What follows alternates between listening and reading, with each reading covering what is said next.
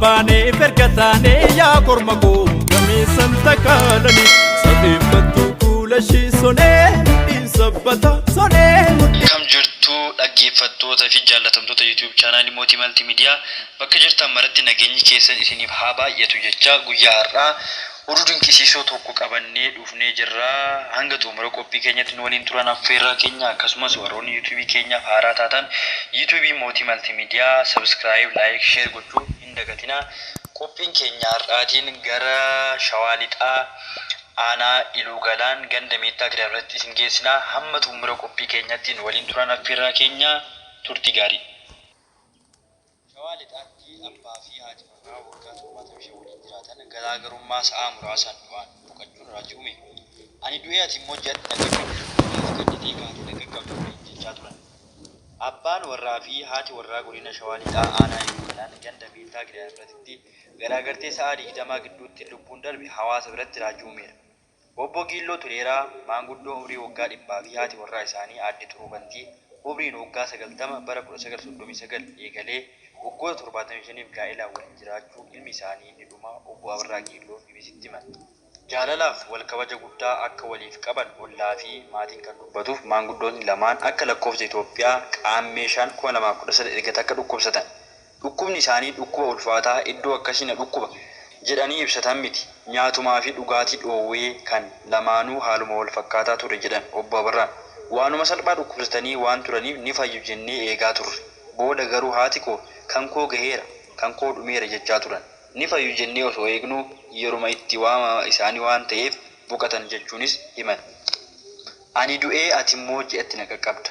Obbo Giilloo Tuleeraa fi haati warraa isaanii aadde Turuu Bantii namoota yaadanis ta'ee qaamaan walirraa fagaachuu hin barbaanne ta'uu ollaa fi ijoolleen isaanii dhimma tokkoofillee yennaa inni biraa deemu yookaan mana yaalaa deemu wal biraa hafuu hin barbaadan jedhu ilmi isaanii obbo Abarraan. Ani du'ee ati immoo je'atti na qaqqabda. Kophaa koo hin taa'u naaf gadditee kaatee na qaqqabda waliin jechaa turan jechuunis himu. Haaluma kanaan abbaan warraa fi haati warraan kun qaammee duwwaa shankoonaan ibsachuu eegalanii obbo Giilloon guyyaa roobii fulbaana 2014 galgala sa'aatii 3 irratti boqotan.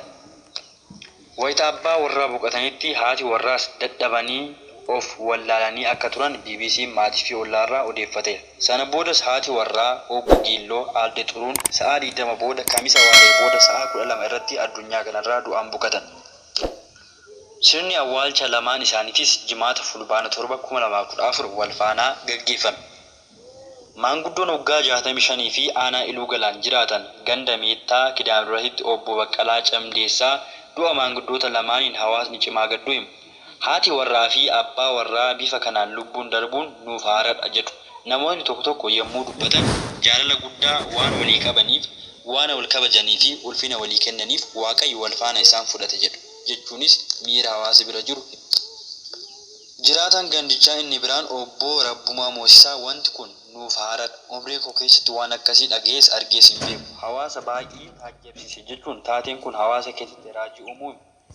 Gama biraatiin ilmi maanguddoota lubbuun darbee obbo Abarraan akka maatiitti akka walirraa hin hafne beeknus akkana ni ta'a jennee hin eegne naasuu guddaadha kan nuti ta'ee jedhan. Wal dhageettii kabaja hangafa naamusaa fi ilaaf ilaamee maatii isaanirraa batachuu kan himan obbo Abarraan waliigaltee qabu, wal kabaju, yaada waliifis wal dhagahu. Haati koo abbaa warraa isaaniitiin isin jedhanii jechuu kabajaatiin dubbatu ture jedhan. Yeroo walitti dhufanii kaasee walitti bu'anii walirra sukkanii hin beekan wal qocoolaniis namni gidduu isaanii seenees hin beeku jechuun gaa'ela abbaa fi haadha isaanii ibsan. Obbo Giilloo Tuleeraa fi aadde Turuu Bantii gaa'ela isaanii waggoota 70 olii ijoollee 8 horachuu isaaniis dhageenyeerra. Hayyee jaallatamtoota fi kabajamtoota Mootii Maltiimiidiyaa dinqisiisoon keenyarraa kana fakkaatu ture.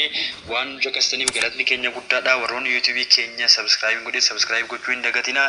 Akkasumas viidiyoon kun yoo isin tole like, share gochuu hin dagatinaa. Hamma viidiyoo biraatiin wal agarruutti bakka jirtan maratti nagaa ta'a.